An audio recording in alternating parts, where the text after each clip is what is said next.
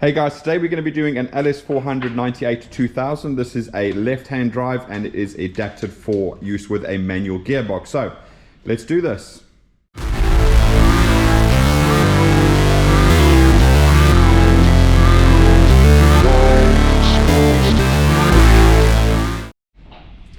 Right, so as discussed, this is an LS400 98-2000. Now this is a left-hand drive, as you can tell by the harness coming out this side rather than the other side over there. This is also what we call our adapted harness. So we've taken an original engine harness, we've completely stripped it down, removed everything that wasn't required, repaired any wires or terminals that were damaged, and added in all the bits that we need to make it so it works with our fuse box as a standalone harness. So first thing we're going to do is we're going to go into the build process so you can see exactly what we do with this. Then we're going to come back and go through what we're going to be doing today. So let's do that. I'll be back in a second.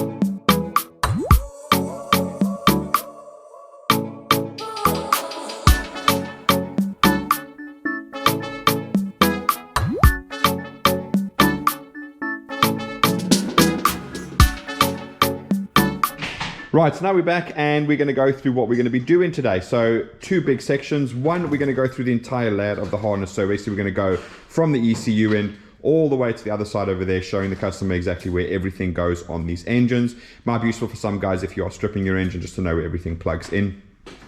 Then what we're going to do is we're going to do testing, which is split into two sections. One with just the ignition on, so there's a couple of tests we're going to carry out there. And second, we are going to actually get the engine running, okay? And as part of the layout, we're also going to go through the customer plugs or the plugs that the customers need to connect inside their vehicle as part of these sort of standalone harnesses. So to jump right into the layout, really nice and simple. You've got your ECU over here. You've got your two body plugs, ECU plugs over there, and they basically are the ones that are going all the way into the engine harness there. So we've reduced it down to two plugs going in there. That means the other four plugs over there are now forming part of their own harness that goes in there, which you probably saw as part of the build photos. And they move along down into there and they go into the fuse box over there. Okay, so all the plugs in the fuse box are individual, so you can't plug the wrong one into the wrong place, and same with the ECU. All individual, you can't plug the wrong one into the wrong place, and obviously the way that they are built is sort of indicates exactly where they need to go as well. All right, we also have our ATEMU device, or automatic transmission emulator device, so that is giving the signals to the ECU to keep it happy now that the automatic gearbox is now gone. All right. Moving up along here, and we have the other breakout for the other plug for the fuse box. That's all the powers coming out of the fuse box going into the harness, okay? And again, unique plug, so it goes in there. And then you've got your two customer plugs over there, which we'll go through at the very end, which are part of your fuse box over there. Moving up along here, we're then going to have the grommet. So this is going to go into your firewall, obviously. You draw the required hole and then pop that right into there. Moving along over here, and we're going to end up at the first section where it's going to break off. Now, obviously, with the standard harness, you have a couple of plastic sections that keep it all together. So this is the first one here at the back of the engine over there. Couple of mounting points. You'll see down, if you look down in there where my finger is, that's the one mounting point over there. You then have another mounting point over there. So remember, this is a 3UZ engine, so it doesn't have these mounting points. You can actually see where they were removed from the 3UZ bridge. And then down in there, you have another mounting point. And again, because this is a 3UZ engine, that mounting point I'm not able to actually screw that down over there. So only the one mounting point is shared between the 1UZ and the 3UZ. Focusing on the back over here now, first section is going to pop out over here is going to be your earth, okay, and that's going to bolt onto your engine over there. So remember, this is a 3UZ, the engine harness is from a 1UZ, so they're using the M8 bolt holes that are down over here, not the M6 bolt holes that are up there. So again, just make sure these surfaces are nice and clean before you obviously bolt this down. Toyota's like really good earth, so you want to make sure that you're giving it the best opportunity you can to earth nice and correctly. All right, what we're going to do now is we're going to pop along here to do our harness section there, then we'll come back here and we'll make our way over there. So if I have a little sneak peek underneath here, you'll see the plastic goes around the corner over there, pops out over there, and then it's going to go to injector 8 and coil 8. So do bear in mind, In terms of 1UZ VVT-i engine, the left bank, so always looking from the driver's side or from inside the car, that's going to be 1, 3, 5, and 7. This is going to be 2, 4, 6, and 8. Okay, I'll go through it individually, but just thought I'd get that out in the beginning. So we've got injector 8, we've got coil 8. Moving along here, we have the next breakout point, and that's going to be to your ACIS solenoid connector. So that obviously runs underneath your intake all the way to the vacuum solenoid valve there. We're then obviously going to have injector 6 and coil 6. Moving along to the next breakout point over here, and then it's going to be the cam sensor for the VVR or the right bank. So this is measuring the inlet cam rotation for the VVT-i. Then we've got coil 4 and injector 4 as well. So 3 sections of breakout over there as well. Moving along here, and just bear in mind, obviously you've got mounting points there and there that you can actually use P-clamps and mount this harness down to keep it nice there. Moving along to the front, and then we obviously have injector 2 and coil 2 over there. Also breaking out here, we have our coolant temperature sensor for the engine ECU itself. So that's the 2-wire one. Now on a 1UZ VVT-i, this will actually be blanked off by a bolt. What we have done, just in case obviously you can't get the data from the ECU for your gauge, is we've actually given you a temp wire here. It's not terminated or anything, because we don't know what temperature sensor you're going to require. But if you buy a gauge for inside the vehicle that has its own sender, that can be fitted down in there, provided it fits obviously.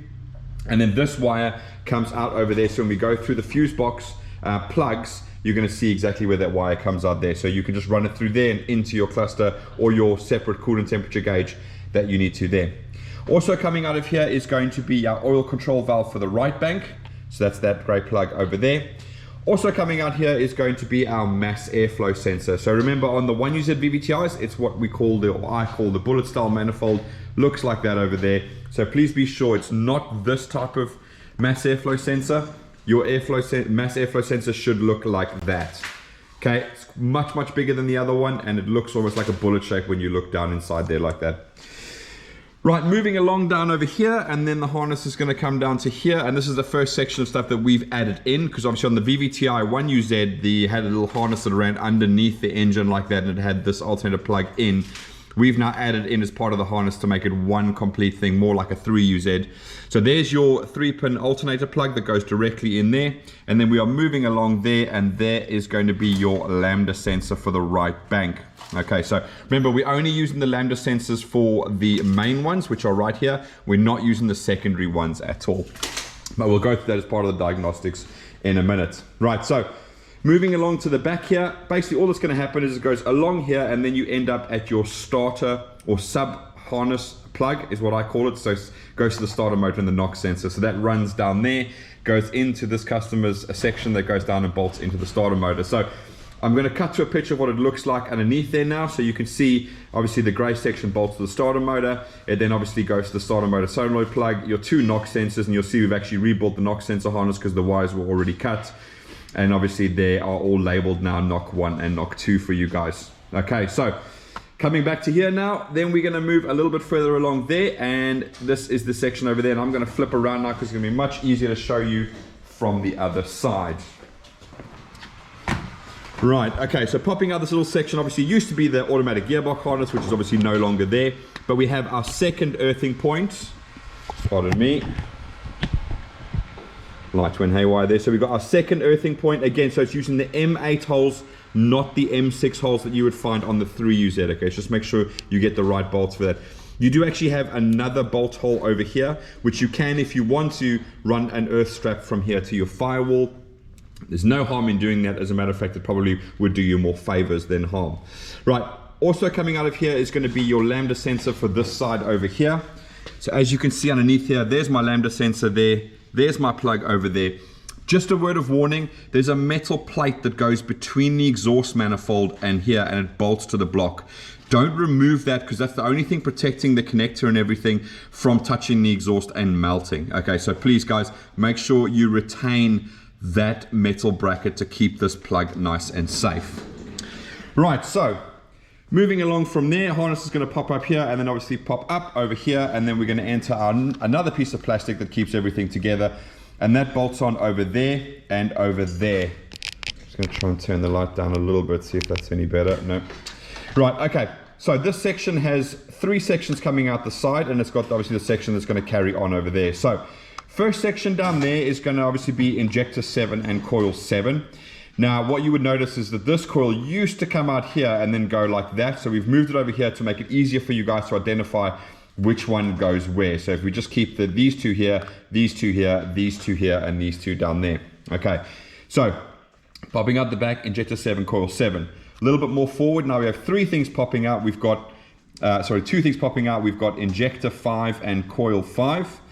This one we've got 3 popping out, and that is going to be injector 3, coil 3, and this is going to be the cam sensor for the left bank. So again, these are measuring the inlet cams. So you can see that's exactly what they're doing over there. Moving along forward over here, we then have our noise filter, which plugs into a little gray section over there. Now what you will notice is that there was another black plug, 2-pin plug that came out here over to a vacuum solenoid valve. That is now gone. That is no longer part of the system, so you can remove that vacuum solenoid valve altogether. Just retain the one gray plug that goes into there. So moving along there, the harness is going to break out at the front here, and it goes to injector 1 and coil 1.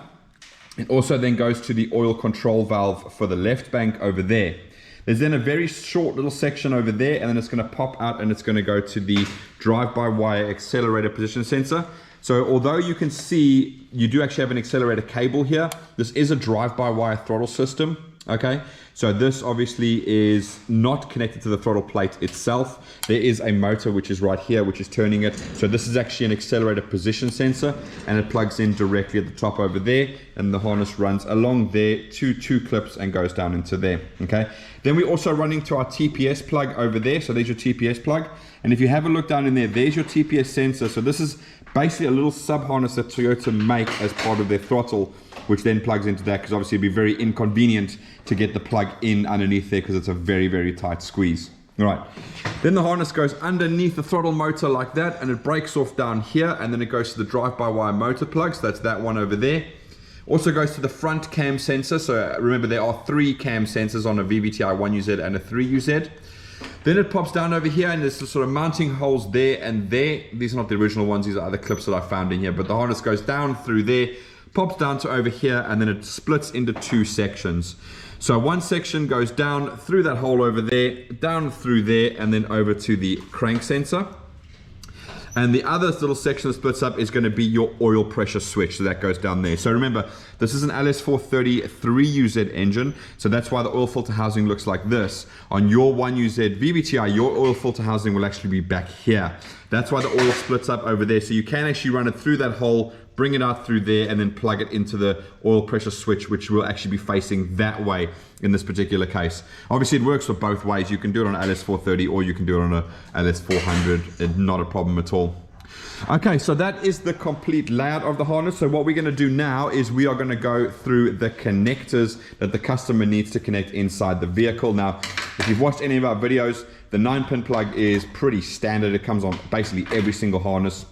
But that's what we're going to go through, because effectively the second plug, which is a 6-pin plug, is literally just your OBD2 connector. That's it. So we put an OBD2 plug on so you can plug in an OBD2 machine like we're going to do as part of the testing, and you can get live data, diagnostic trouble codes, the whole 9 yards. Okay.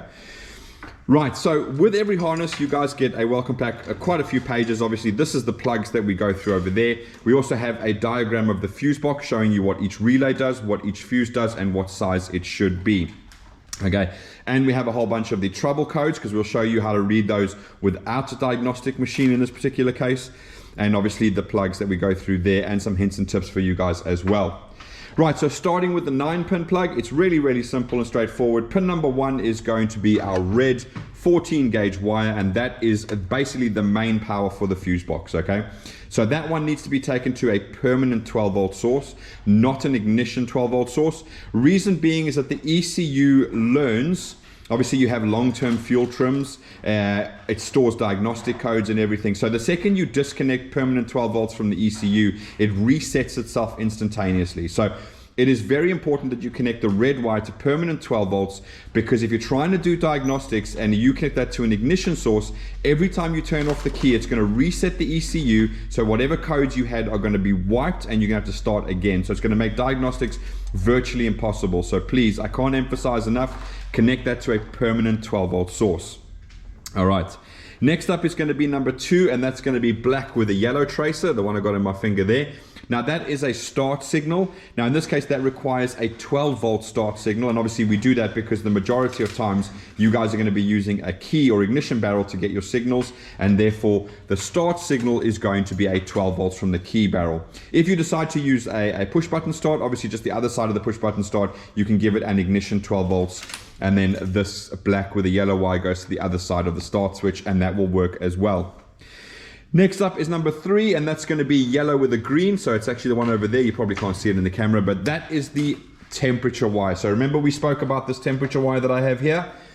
That is where that comes out. And what I'm actually doing in my case is I'm taking it to this little device so I can translate that signal, so the coolant temperature is actually going to display on our cluster here, so I can see that that is actually working. And obviously it starts at one point and goes up as the engine heats up, so I know it's getting a proper signal. Okay. Number 4 is going to be gray, and that is going to be a 16 gauge wire, and that's going to be for your fuel pump. Now, do bear in mind the ECU controls the fuel pump, and what I'm going to do is I'm going to put a link in the top corner. I've done a really good video on how Toyota and Lexus fuel systems work, how it's controlled when the ECU controls it, so I please advise you go and watch that, because it's probably going to answer a lot of questions you might have when you go to crank the engine up on the first time. Okay. Then number 5 is going to be yellow with a red tracer. So again, that is down there. Now in my case, I've got it plugged into our cluster over here because that is the check engine light. So that's you're going to be using to take to your dash to operate your check engine light. Now with this whole setup, with the ATEMU connected, when it's running, you should have no check engine light as long as every sensor that's relevant to the engine running is okay. All right, so you can plug this in as per normal. We also give you an LED inside the fuse box over there, and that also acts as a check engine light. So if you are getting this in and before you've had time to wire up the check engine light to your dash, etc., you can still actually start the engine, do diagnostics, see if you've got a check engine light on there.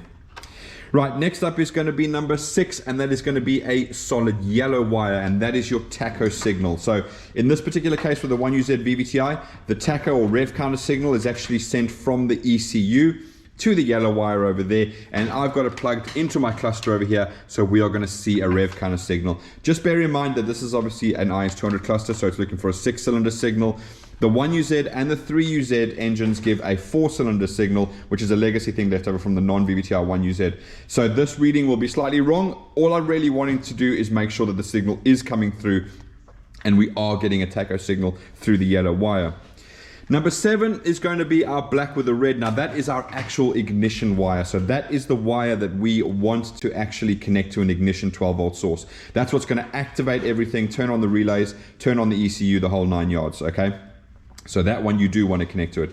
One important thing is if you are using an ignition barrel or a key barrel, whatever you want to call it, to get all your signals from, you need to be aware that most of them have 2 12 volt signals.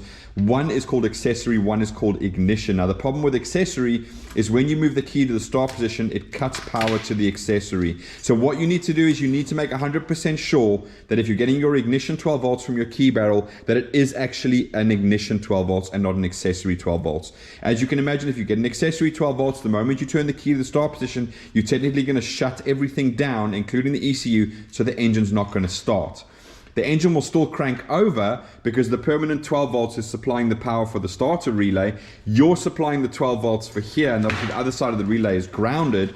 So the engine will still crank over, but obviously it won't start, and you'll be tearing your hair out trying to figure out why. Okay, so please just make sure of that particular setup. Then number 8 is going to be pink with a blue tracer, and again that's going into my little device there because that is for the alternator lights. Okay, so that gives out a ground signal. In this case I'm using my device to translate Toyota's MPX beam system, and so we're actually going to see our charge or alternator light appear on the cluster over there. Now then, one little thing you must note is that basically these are more modern vehicles, and so on their clusters they had sort of diodes fitted into it to obviously stop any feedback. Now I have come across numerous times where very older dashes just using incandescent bulbs can actually back feed through that wire back into the alternator and cause it to stay on and do all types of weird things. I've actually had one case with the Volvo where it was actually back feeding and keeping the whole system alive. So if that is the case, a couple of things you can do. Number 1, If you have the ability, obviously you can change the light that's in your cluster to an LED. That's problem solved. LED is a light emitting diode, and the diode will take care of what it needs to take care of. Number two, if you can't get LED bulbs to replace your dash, then use an actual diode, okay, and just put it between the pink and the blue wire and your cluster to make sure that it cannot backfeed into the system and cause it to stay alive, okay. And then lastly, if you don't have anything on your dash and you're going to get a separate light, just make sure it's an LED light, and then all your problems are solved. Right, and that brings me on to the last wire, which is yellow with a black tracer, and that is our oil pressure switch. So basically what that is connected to our oil pressure switch on the engine that we went through just now, and that again is going to give out a ground signal, and you're going to use that to do an oil pressure light on your dash or your cluster. Again, in my case, I'm putting it to my device because it communicates via MPX, so we're going to see our oil light appear at the bottom over there, our red oil light and our red battery light over there, and that's going to be part of the testing that we do. Okay, so that is the entire layout. So what I'm going to do now is I'm going to get everything ready. I've got my little testing sheet and so on, and then we're going to pop back and then we're going to start doing the testing of the harness. So I'll see you guys in a second. Right guys, so now we're back and we're going to be doing the testing on the harness, and as I said earlier, two sections are going to be split into one with just the ignition on and one with the engine running. First thing we're going to do is we're going to go through the entire bunch of tests that we're going to do, and then we'll jump into doing the test with the ignition on. So first test that we're going to do with the ignition on is going to be the immobilizer removal. So what we want to do is we want to make sure the immobilizer is removed. So I've actually got the security light wired up to my cluster over here, and you can see it flashing down in the corner there. So all we're basically going to do is put the ignition on. That light is going to turn off. That's going to tell us that the immobilizer has been removed. Once you put the ignition on, we're also going to be looking for things like the check engine light, the charge light, and the oil pressure light. So check engine light in the top there, and on the fuse box in the LED, our red battery light and our red oil light that's going to appear there, and then we're going to be super happy with that. Then we're going to move over to our OBD2 machine to make sure that that is communicating, that it picks up the correct vehicle, aka LS400. While we're in there, we're also then going to test the fuel pump. So as I said, the ECU is controlling the fuel pump. I did put a link further back in the video on a video that I've done explaining exactly how that works. All right, so that's everything with the ignition on, and then we're going to test it with the actual engine running. So what are we going to be testing there? Number one, the starter circuit. We want to make sure that when I touch the black with the yellow tracer wire to 12 volts, that the relay activates and the starter motor kicks in and the engine fires into life. Nice and simple. Once the engine is started, we're then going to move over to here, and we're going to be looking at this little valve, and what it should do is right now it's in the up position. After it starts, it needs to move down to that position over there. That's indicating that the ACIS vacuum solenoid and the whole system is working correctly. Now, I do have a video on the ACIS system explaining in great detail how it works. I actually pulled the intake manifold apart to show you all the inner workings there. Now, as you do have to remove the inlet manifold to obviously put your starter knock harness in underneath there, this is the best time to be testing that vacuum solenoid valve, the electronic valve. Okay, so you can simply apply 12 volts and ground to it, and you should hear it click. Okay, and if you have a look down here, you'll see that one of these wires is white and the other one is white with a blue tracer. Now they correspond to black going to white and white going to white with the blue tracer. Now what that basically means is that whatever wire is connected to the white wire on the engine harness, so in this case the black wire, that's 12 volts, and the white with the blue tracer, that's the ground signal that's given by the ECU. So if you want to test it, you just take this plug without the harness being connected in there, and you effectively provide 12 volts to the black and ground to the white wire, and then you should hear the vacuum solenoid valve click underneath the intake as well. If you don't hear that, then that's the best time while the intake's off to get that valve replaced, because it is important that it works, and as I say in the video, I explain exactly why it's super important that it works, because you lose a lot of low down torque if that system is not functional. All right, moving on from that, once we've done that, we're then going to pop over to the throttle body here, and we're just going to rev the engine. That's going to be testing our drive-by-wire to make sure that works. So as I said, this little section here where the accelerator cable goes is not actually connected to the butterfly valve unless you get to the very end. If you listen, you can hear that very last section. Now that's connected to the throttle blade, and that's kind of like a limp home mode thing. So if the throttle was to shut down for whatever safety reason or because it's broken, you still can then put your accelerator flat to the floor, and then obviously the throttle will open up only a small percentage, but it's enough to get you home. All right, once we've done that, then I'm going to pop around the engine and I'm going to disconnect each injector one by one, and that is so I can test that every single cylinder is firing as it should. So as soon as I disconnect it, you are then obviously going to hear the engine misfiring as I do it, as I put it back, stop misfiring. Okay, so that's what we're looking for there. Then we're going to pop back over to the cluster for the last time, and then we're going to look at our coolant temperature and we're going to look at our rev counter to make sure that we're getting those signals through. And then lastly, we're going to go through diagnostics, and that's how I'm going to explain to you how to do diagnostics on your actual fuse box. And obviously you'll know how to do it with the OBD2 by simply plugging that into your OBD2 plug over there. Okay, so now that that's done, let's jump into doing the test with the ignition on. So starting off, we want to check that that immobilizer has been removed. So as you can see here, I've got my security light flashing. All I'm going to do basically is provide my ignition 12 volts with 12 volts. And as soon as I do, you can see that our security light has stopped flashing. So that is perfect. So that means the security immobilizer has been removed from the ECU. So no dramas there. She will fire up when we go to starter. Moving across now, you can see we've got our check engine light appearing there. We've also got our check engine light on our fuse box as well. We've then got our battery or alternator charge light over there, and we've got our red oil pressure light. Now obviously when we start the engine for the first time, we're also going to be looking to make sure that the check engine light goes away and those two lights go away, making sure that the sensors are working exactly as we expected to. All right, so next up we're going to move over to our OBD2 machine. And I'm just going to go into here. I've already got it to connect because it takes absolutely ages, but just to show you guys that it is actually picking up as an LS400. Okay, pop into the engine and electronically controlled transmission section of the OBD2 machine. Obviously we don't have an auto transmission on this, but that's the section you need to go into. And what we want to do now is we want to pop into the active test, because we're going to be testing the fuel pump. Now it says fuel pump relay and fuel pump. If you watch my video, you'll understand exactly why that is. So I'm not going to explain it here. Go back and watch the video. So we're going to go into fuel pump to test. And as I flick this arrow, you're going to hear the relay click. And you can hear the pump in the background there. That's fantastic. Okay, so ECU is controlling the fuel pump relay. Super happy with that. No dramas there at all. So what I'm going to do now is I'm going to pop over, get everything ready. Then we're going to pop back and we're going to do the testing with the engine actually running. So I'll see you guys in a second. Right, so now we are back for doing the running test. So as I said before, obviously this is the part where we actually get the engine running and carry out a few tests. I'm going to do a quick overview of the test because obviously it's been a few minutes since we went through that. So first thing we're going to be testing is the starter circuit. So I'm basically just going to touch the black with the yellow wire onto the 12 volts. Engine cranks over, she should start. We're going to pop over here, make sure that this valve is going down for the ACIS system. We're then going to rev the engine quickly over there, and you can hear the throttle already working. We're then going to come over here and test both oil control valves one at a time. You'll see on the machine it basically retards the timing, so it sounds very lumpy. So we listen for that lumpy sound when I test each one. Then I'm going to pop over and do all of the injectors. So I'm going to remove them one by one, probably starting here at number 8 and working my way around. Then we're going to come back, look at the tacho on there and make sure all the lights and everything are off, like the check engine light and oil and the battery light are off. And then we'll look at the coolant temp, which you can actually see is already off the needle there. So hopefully that'll rise up a little bit as we go along. So first thing we're going to do, all right, I nearly forgot, we'll do the diagnostics at the end. So first thing I'm going to do is put on my ear defenders. Right, let's jump into it. So I want to take the black with the yellow tracer wire and give it 12 volts.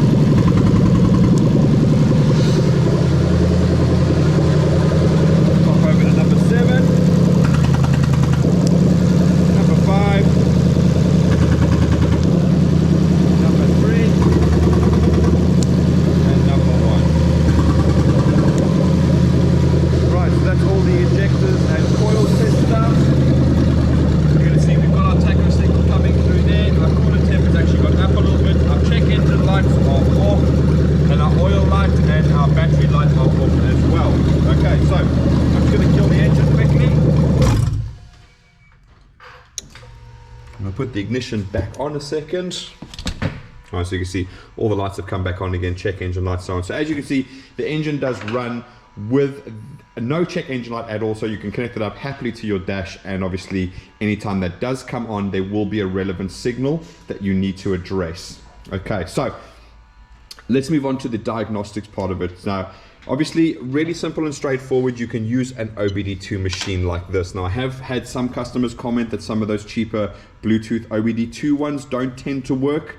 Not 100% sure. I've not put a lot of effort and energy into trying to test a whole bunch of them. Obviously, I have my specific tester here, and it does mean that that is basically equivalent to Toyota TechStream. So you could take this to a Toyota dealer. They'd be able to plug it in and do any types of diagnostics for you if you so desired. These are available on the likes of eBay and so on, so you can get your hands on one of those. Quite a useful tool if you're doing a few Toyota engines and you want to be able to do diagnostics on them. So it might be something to invest if you think you're going to be doing more of them. But let's move on to the fact that we can actually test and do diagnostic codes without an OBD2 machine. So this is what we call the old school system, where you'd basically flash the check engine like Morse code. All right, so if you look in the fuse box over here, you're going to see that there's a space there where there's no fuse, but there's two terminals, and it looks like a fuse should go in there. Okay, that is how we are then going to do the diagnostics without having an OBD2 machine itself. And in our welcome pack, I give you 2 pages with all the codes on. And what I'm going to do now is we're going to take it out and I'm going to show you, because there technically are 2 codes that will appear. There's actually 5 codes in total, which I'll show you there in a second, but there's 2 codes that will appear with the check engine light flashing system. So it's really nice and useful that I can do that. But I'm just going to come along here. I'm going to grab the 5 amp fuse that's next to it. I'm going to pull that out. Give me a second. And I'm going to put it into that one over there. You'll see the check engine light goes off, and then it's going to start flashing now. So it's going to go 1, 2, 1, 2, 3, 4, 5, 6, 7. So that's 27. And you've got 1, 2, and you got 1, 2, 3, 4, 5, 6, 7, 8, 9. So that's 29. Okay, you'll see there'll be a long pause now, and it's going to go flashing 2 again. 1, 2, and then pause. 1, 2, 3, 4, 5, 6, 7. Okay, I'm going to pull that out of there because we no longer need that in there. You can see the check engine light, once I pull that out, goes back to solid again. So you can see there straight away, it's 2 and 7, 27, 2 and 9, 29. So that's secondary oxygen sensor bank 1, secondary oxygen sensor bank 2. All right, just to demonstrate that, I'm going to go into the diagnostic trouble codes on my OBD2 machine over here. And to confirm, there you go, bank 1 sensor 2, bank 2 sensor 2. So those are the codes that are appearing on there. Luckily for us in Europe, not having those connected has absolutely zero effect on the way that the engine runs, well, on any of them. But luckily for us, it doesn't cause a check engine light, as you can clearly see when I'm running it. So we are quite lucky in Europe. Also, the JDM models are the same. So if you've got JDM versions, you just don't need to connect the secondary oxygen sensors. You just leave them out. Check engine light works as it should do. Okay. Now, the Atomy device takes care of all the codes that are relevant, obviously, to make the ECU run correctly. We don't put the 3 resistors on these ones because, again, it's the same scenario on Japanese and European models. It doesn't cause a check engine light to have these 3 codes, the 1755, 1760, and 1765, or in other words, the SLU, SLT, and SLN solenoid circuit for the automatic gearbox. So at any particular time, even though your check engine light is not on, you should have this one, which is P0141, P0161, so that's bank 1 sensor 2 and bank 2 sensor 2, and also 1755, 1760, 1765. So those are the 5 codes that you should have all the time, and that's the only 5 that you should have. Anything else in that needs to be rectified, but that would actually cause your check engine light to come on. So obviously you'll know exactly when you need to have a look at that. So hopefully that is helpful for you guys. We give you the 2 means of doing it. We let you do with the OBD2. We also make it nice and easy to do the flash code system. Now, the other thing to discuss about the diagnostics, and the reason I have to go through this is quite important. If you bridge that terminal over there, you're putting the ECU into diagnostic mode, which is obviously why it's outputting the codes via the check engine light, but that's not all that it does. You need to be wary, because what it also does is it locks the timing at 10 degrees, okay? So as you can see on your engine cover here, you've got 0, 5, 10, and 15 degrees. And let's see if I've been lucky again. There you go, you see I've painted it nice and white so you can see it very clearly. So there's your marker over there. So why is that important? Basically what it means is if you are under the impression that you may be one tooth out on your timing belt or whatever, there's a nice easy way to check. You can bridge that terminal in the fuse box, put it into diagnostic mode, grab yourself a timing light, wrap it around cylinder 1 if your timing light can use just by wrapping around the wires of the coil plug. Mine does, not everyone does. Start the engine up and then you'll be able to check the timing versus 10 degrees. So it should be locked at 10 degrees. Now, the reason I mention this is because it's super important, because I've seen in the past where guys effectively will bridge that terminal and they'll just leave it because they haven't connected the check engine light. This doesn't bother them because they put the lid on it and they forget about it. But obviously what's happening then is they're driving around literally at 10 degrees of timing the whole rev range, which means you're going to have absolutely no power. It's going to be a total mess to drive around in. So when you are doing diagnostic codes, please make 100% sure that once you are finished that you remove the fuse from there. And this is the reason why I did this, because that 5 amp fuse is actually your starter fuse. So if you do want to check timing, you must use either a paper clip or something like that, because without that one over there, it's not going to be able to start. Okay, so that's nice and simple. So again, but just make sure you do remove that from there before you actually just drive off with the vehicle and carry on with your day. So that is everything that we are doing today. So hopefully that's been helpful for the customer, Marcin. So obviously what we want to do now is get this all off and over to him. This is a European vehicle, obviously left-hand drive. But yeah, so we'll get this in the box over to him. If you guys have any questions, please feel free to comment down below, or you can message us on our Facebook page, which is Phoenix Engine Management. Again, if you have any things that you'd like us to video, please throw suggestions down as well. Obviously there might be things that you are unsure or whatever and you'd like a better explanation of. If I have a particular setup in the shop and I can do that, then I usually will. All right, but thanks for watching, guys, and we'll be back again soon. Bye-bye.